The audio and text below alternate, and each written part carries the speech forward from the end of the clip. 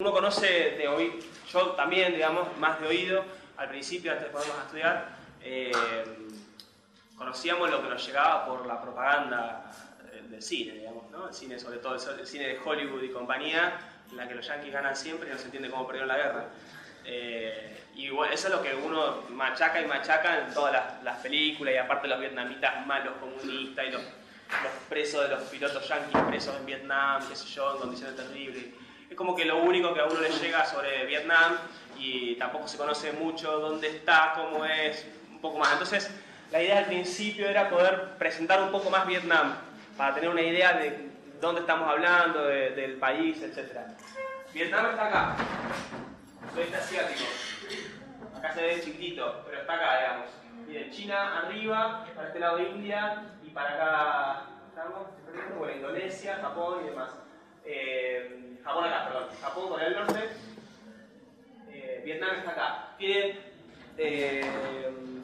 una superficie de 33.000 kilómetros cuadrados, más o menos. Es como Ecuador de grande, aproximadamente, de superficie. Tiene un clima tropical. Al principio de las primeras guerras, sobre todo con los franceses y demás, para mediados de la década del 40, tenía una población de 25 millones de habitantes. De los 25 millones, para que tengan una idea, el 90% de la población era campesina, el 10% solamente vivía en las ciudades, y ese 10%, 5% eran trabajadores, artesanos, pequeños comerciantes y demás, y el otro 5% eran los dueños, en general terratenientes y todo, vinculados a de la administración, que todavía en ese momento va a ser una administración de los mandarines. Calculo que habrán escuchado hablar de los mandarines, que es una forma, no es una élite, pero es como una casta burocrática que viene de China, y que por años, siglos y siglos y siglos, que China estuvo ocupando Vietnam, previo a este proceso que vamos a ver, digamos, trasladó muchas formas organizativas, culturales y demás. Entonces, el régimen mandarinal era una forma administrativa que va a estar en Vietnam todavía hasta ahora, cuando lleguemos al 45 y demás. Entonces, de ese 10% de la población que había en las ciudades, 5% eran de esta administración mandarinal, terratenientes, vinculados a lo que eran los señores feudales, a la monarquía que había, porque había una monarquía y demás, y el otro 5% eran artesanos. El resto de la población, campesina. Ahora, hoy una de las cosas también que es poco conocida es que, bueno, uno dice, bueno, Vietnam, guerra contra los norteamericanos. Esa es la segunda resistencia de Vietnam. Y vamos a ver la primera resistencia y la previa a la primera resistencia, para poder entender la segunda resistencia, que es esta contra los norteamericanos. No son los únicos contra los que pelean los vietnamitas. Vietnam sufre invasiones y incursiones militares de otros países en épocas previas, feudales, de reinos y demás, durante siglos. Ya les digo, China estuvo siglos ocupando Vietnam, y es un pueblo que no por actitud guerrerista, sino porque siempre se ha habido invadido por las riquezas naturales que tiene enormes riquezas naturales, tanto en producción de alimentos, en minerales, en hierro, ocupa un lugar estratégico en términos de geopolítica por el punto clave donde está respecto al sudeste asiático. Bueno, siempre ha sido, o han intentado otros, hacer presa de Vietnam como botín para determinados intereses, desde tiempos inmemoriales. Entonces, hay una tradición, digamos, hay un aprendizaje de generaciones y generaciones y generaciones de lucha, de resistencia contra distintas invasiones. Lo que ha pasado en las invasiones previas es que las resistencias más firmes, o las resistencias que más han logrado, o las que han derrotado incluso a los invasores, las que han tenido más fuerza, porque los han invadido con ejércitos gigantescos, ¿sí? A pesar de ser dirigidas por príncipes, por grandes señores feudales, o siempre, digamos, los que dirigían en siglos anteriores no eran caudillos populares en el sentido de que no eran ni trabajadores, ni campesinos, ni siervos de la gleba, digamos, sino que eran gente con grandes posesiones de tierras. Ahora, cada vez que uno de esos, ellos dicen, estos patriotas, los primeros patriotas que luchan contra las invasiones, cada vez que alguno de esos tuvo algo de éxito fue porque rompió las barreras de su clase en cuanto a las reivindicaciones y al retomar necesidades urgentes del conjunto del pueblo, y a través de eso movilizar al conjunto a la lucha, digamos. Bueno, era imposible movilizar semejante con semejante fuerza al conjunto del pueblo para pelear solamente por las tierras de los terratenientes. Entonces, lo que ha pasado y ha coexistido siempre es que señores feudales, hijos de la ¿cómo se dice? De las clases dominantes, digamos, de la monarquía y demás, algunos que han encabezado luchas muy consecuentes, muy avanzadas, han movilizado al conjunto del pueblo, dando un montón de libertades, concesiones y de cuestiones de mejoramiento de las condiciones de vida de la población.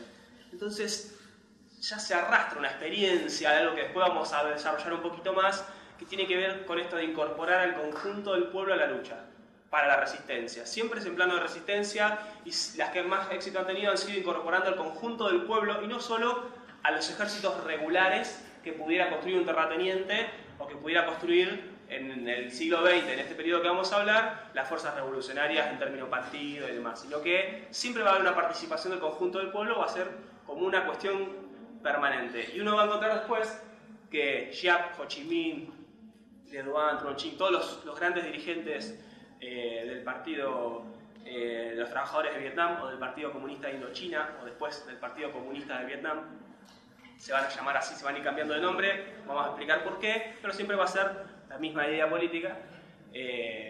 Van a tomar esa tradición histórica y la van a sintetizar de nueva forma respecto de las condiciones actuales de la lucha en otro nivel, porque hay otra tecnología, otro tipo de invasión y otro modo de producción económico que se desarrollan estas invasiones en el marco de otro sistema de presión que va desplegándose por la mayoría de las ciudades.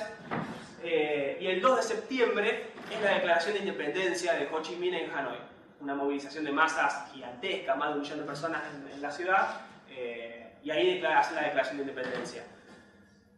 En la declaración de independencia y en la política previa, porque Ho Chi Minh iba todo el tiempo también a Francia, hacía política en Francia, organizaba ya al Partido Comunista Francés para que colaborara, para que organizara la clase obrera francesa contra el gobierno francés por su política colonialista. Estaba todo el tiempo operando en la retaguardia de su enemigo, constantemente hacía política, diplomacia y propaganda política hacia la retaguardia del enemigo de turno, digamos.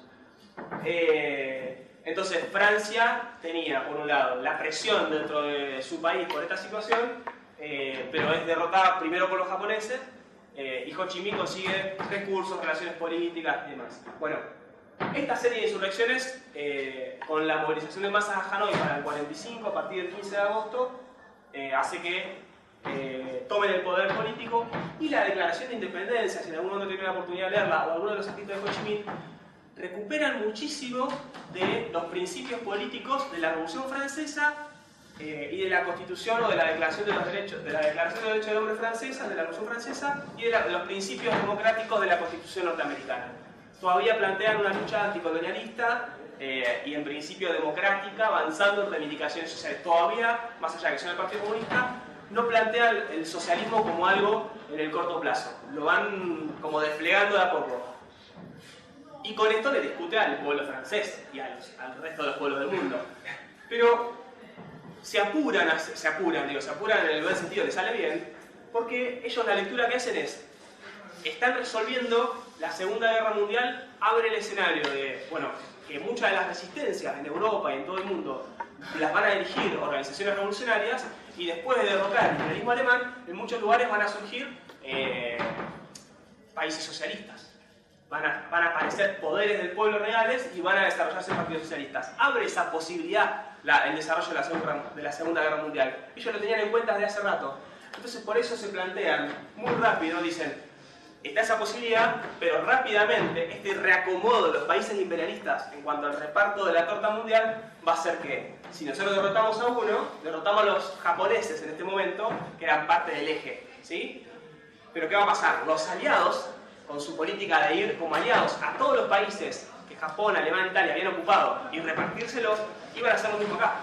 Ellos no ven eso, entonces apuran, y la urgencia de si uno lee las cosas que plantean las proclamas y demás es, tenemos que tomar el poder antes de que los aliados pisen tierra vietnamita. ¿Por qué? Porque van a venir, y van a venir como imperialistas, obviamente, pero tenemos que recibirlos como dueños de casa. Ellos no quieren estar todavía peleando con los japoneses o los franceses y que lleguen los aliados, y los aliados pongan otro régimen colonial acorde a la gana de los aliados o a la necesidad de los aliados del momento. Entonces Bueno, dan palo y palo, sacan la declaración de independencia enseguida, el 2 de septiembre, cuando llegan los aliados que llegan, ingleses, franceses, y después llegan fuerzas aliadas de tailandeses, filipinos, bueno, muchos países satélites que eran parte de los aliados, norteamericanos y demás. Sobre todo ingleses, la mayor cantidad de fuerzas o de tropas que ingresa cuando vienen los aliados ahí enseguida, en noviembre, al toque de esto, son sobre todo ingleses. Ellos se hacen fuertes en el norte, las revoluciones triunfan en todo el territorio, pero son más fuertes en el norte todavía. Rápidamente los aliados, ¿qué hacen? Desembarcan en el sur y empiezan a ocupar ciudades del sur.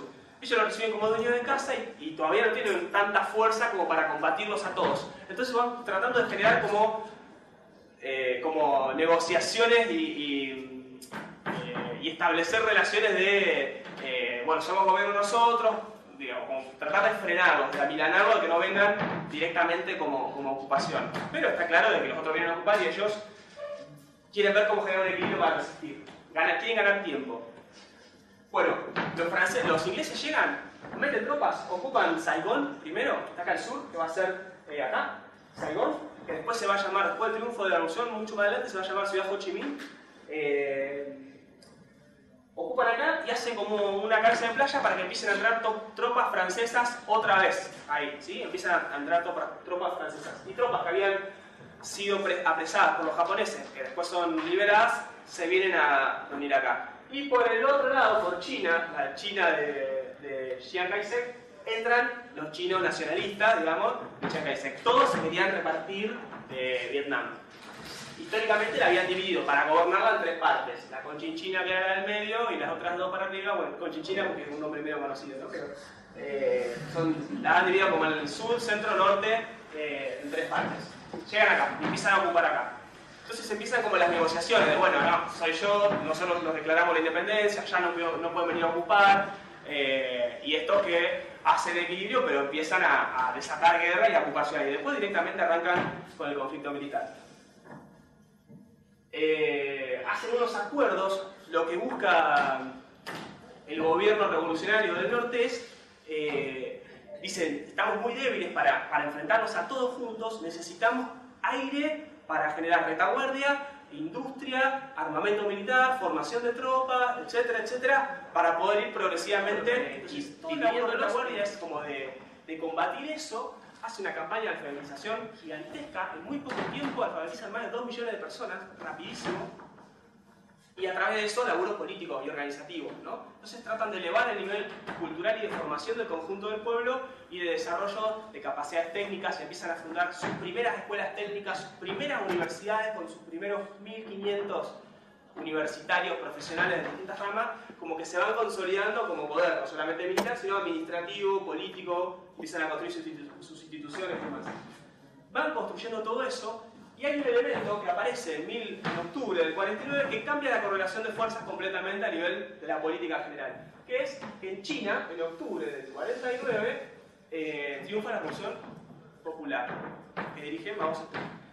Cambia completamente la situación. ¿Por qué? Porque ahora tiene un Estado al lado, que después vamos a ver qué tan aliado es, pero aliado, en la frontera, que de alguna manera le cuida la espalda, porque no está en riesgo de que los invadan los nacionalistas chinos, y que le empieza por lo menos a venderle armas, a venderle tecnología, a aportarle insumos y demás. Entonces les da un canal de construcción de la retaguardia más fuerte y les cuida la espalda. Y ahí cambia la situación y empiezan a tomar una política más ofensiva, digamos. Entonces entre el 50 y el 54, mayo del 54, que van a ser derrotados definitivamente los franceses, se da vuelta la torta de alguna manera y pasan de haber construido todos los norteamericanos. Los norteamericanos van a empezar a armar todo el aparato represivo, institucional y demás, y van a financiar al gobierno del sur. ¿Por qué los yanquis a partir del 54, 55, 56 dicen vamos a desarrollar esto y después vamos a ver cómo derrotamos al norte? Porque habían hecho eso en Corea. Corea, acá, digo que está el conflicto Corea del Norte, Corea del Sur, 2x3, están ahí, se tiran unos cachetazos uno al otro, bueno. Esto ya había pasado acá y la política de los norteamericanos fue garantizar esta división. Entonces hicieron un régimen ultra, bueno, capitalista, pero ultra dictatorial y muy fuerte con apoyo militar, financiamiento y demás en el sur, para evitar que el comunismo que se había hecho fuerte en el norte avance para el sur. Y de hecho, hasta el día de hoy Corea está en esa situación. Intentan algo parecido acá, ¿sí? Porque además se jugaban el resto, o sea, todavía tenían mucha fuerza, si bien también había estado dividido esto, digamos, también se querían quedar con Camboya y con Laos. Esta situación se va a ir tensando, se va a ir tensando, se va a ir tensando, van a empezar a aparecer insurrecciones parciales, luchas de masas muy grandes. Y se va a dar que para la década del 60 ya, en el 63, si no me equivoco, hay un hecho que empuja más fuerte la lucha de masas, que es muy conocido, que es un monje budista que se inmola. ¿Vieron cuando dice se quema los bonzos? Los bonzos son los monjes budistas que en forma de protesta por la persecución y los tratos y bueno, todo lo que le hacen a su religión y demás ahí, se inmola. Y a través de él se empiezan a inmolar un montón de otras masas. Y hay unas movilizaciones de masas gigantescas. Eso desata otras movilizaciones de masas enormes. Y como que a partir del... Eso fue en el 63, pero ya desde el principio del 60 se profundizaba y entre el 61 y el 64 se empieza a conformar el Viet Minh, digamos, lo que va a ser conocido porque los yanquis lo nombran así, que es el Viet Cong, que son los comunistas los vietnamitas rojos, le dicen ellos, en todo el sur. Y empiezan a desarrollarse insurrecciones parciales, a recuperarse ciudades, pueblos y demás, y una resistencia desparramada por todo el sur que no le da tregua ni le da retaguardia nunca, ni al ejército títere, ni al gobierno impuesto dictatorialmente, ni a los norteamericanos. Todo lo que habían aplicado en el norte se despliega acá de una manera increíble. Tanto los túneles, las trampas, la participación del conjunto del pueblo. Los yanquis van impulsando distintos tipos de políticas, entre ellas, bueno, impulsan en una etapa la guerra especial, otra vez, como habían impulsado al principio los franceses y demás, lo intentan acá, no da resultado, hacen un golpe de Estado, cambian de gobierno, ida y vuelta, y después en un momento dicen, bueno, vamos a hacer otra cosa. Como la base social de la guerrilla es el campesino, que es el 90% de la población, hay que despoblar el campo. O por lo menos lo que quede despoblado tiene que estar bajo nuestro estricto control. Entonces arman algo que se llama las aldeas estratégicas, que es la expulsión de la tierra de muchísimos, estamos hablando de millones de personas. Si el 90% de la población era campesina, del total que vivía en el campo, después de esta intentona que dura 3 o 4 años o 5 años, queda solo el 35% del campo. Fíjense la cantidad de gente que estamos hablando que corrieron. ¿Qué son las aldeas estratégicas? Campos de concentración, básicamente. Movilizan a la masa campesina gigantescos campos de concentración, donde había un soldado o un tipo de la policía militar, de los servicios de inteligencia, lo que sea, por lo menos uno cada 10 personas. Crear 2-3 muchos Vietnam y no crear 2-3 muchas Cuba. ¿Por qué? Porque el Che evalúa de que el escenario de lucha para cualquier país del mundo, del tercer mundo, que intente un proceso de liberación, se va a encontrar con este escenario y no con el de Cuba. Que los yanquis en Cuba la vieron tarde a dónde iban. Los yanquis subestimaron a la dirección de la revolución cubana. Fidel hizo política. Vieron que hay una frase de Fidel, un periodista yanqui, de qué color es la revolución, es roja, no es verde vivo. Tiene que ver con la política de Fidel respecto al gobierno yanqui, de no mostrarle todo el juego de cartas. No le muestra nunca todo el juego hasta que ya están adentro, y cuando están adentro, bueno, vamos. Pero en los inicios, en la previa de los inicios, Fidel no muestra todo el juego a los yanquis. Entonces los yanquis piensan que va a ser un dictador latinoamericano como otros, que lo van a poder comprar y vender y demás. Lo subestiman y después toman la radicalidad que toman. Por eso no hay una invasión norteamericana de una en Cuba. Esa es una de las razones por las que no invaden directamente antes del triunfo de la República. ¿Por qué no se meten y el proceso de Cuba toma el poder sin la intervención norteamericana? El Che dice, eso no va a volver a pasar. Eso que pasó en Cuba, en particular, fue una cuestión recontra coyuntural de la política de la revolución cubana, no se va a repetir. El escenario que se va a dar en todos lados va a ser este. Los yanquis no van a permitir otra Cuba o otro proceso revolucionario, un país del tercer mundo, y van a invadir, seguramente van a invadir y van a hacer lo que hicieron acá, y el que pelee en su país tiene que saber que va a pelear primero contra los burgueses de su país, pero donde más o menos avance, va a tener que pelear contra el imperialismo como peleó acá. Por eso el Che dice crear 2-3 muchos Vietnam, no crear 2-3. Y dice, este desgaste político y económico militar, la multiplicación de focos de desgaste como este van a debilitar estratégicamente al imperialismo y son las que nos puede dar a nosotros la posibilidad de la victoria del conjunto de los países del tercer mundo sobre el imperialismo norteamericano, por un lado. Y lo otro que quería recuperar, hay un montón de cosas, pero que una en particular de las enseñanzas que toma Pedro Naranjo en este libro de Vietnam, Experiencias y Enseñanzas, es la actitud de ofensiva permanente, política y militar, las dos, pero como línea general. Cuando están a la defensiva estratégicamente, porque ellos están resistiendo y los otros son una maquinaria monstruosa, ellos están todavía protegiendo su retaguardia, su forma de dar la batalla política y de dar la batalla de resistencia incluso militar, siempre es con actitud ofensiva. Es decir, el otro me invade, pero yo tejo los cercos y yo organizo las emboscadas y yo le voy a buscar la retaguardia y yo le voy a destruir sus centros de aprovisionamiento y le voy a cortar las rutas de transporte y demás. Estoy a la defensiva estratégicamente, porque yo todavía estoy construyendo mi retaguardia y ellos son un monstruo, pero yo estoy todo el tiempo yendo a buscarlos. Cuando cambie esa situación, cuando yo estoy a la ofensiva estratégicamente, es mucho más todavía, ¿sí? Es como en cada acción se va a encontrar que siempre esa actitud a la ofensiva constante. Y en la política es igual.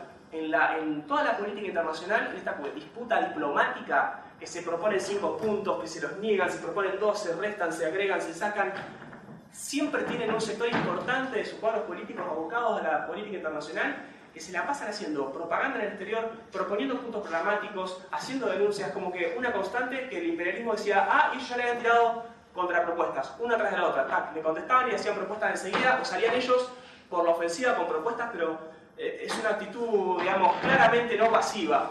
No están atrincherados defendiéndose, están todo el tiempo peleando a la ofensiva, aunque estén atrincherados físicamente, digamos. Es una cuestión constante de su política y lo reivindican como principio estratégico de la política. Como una de las, hay otras más, pero como una de las enseñanzas que lo nombra Naranjo y que además uno lo ve en todas las cosas que ellos van haciendo.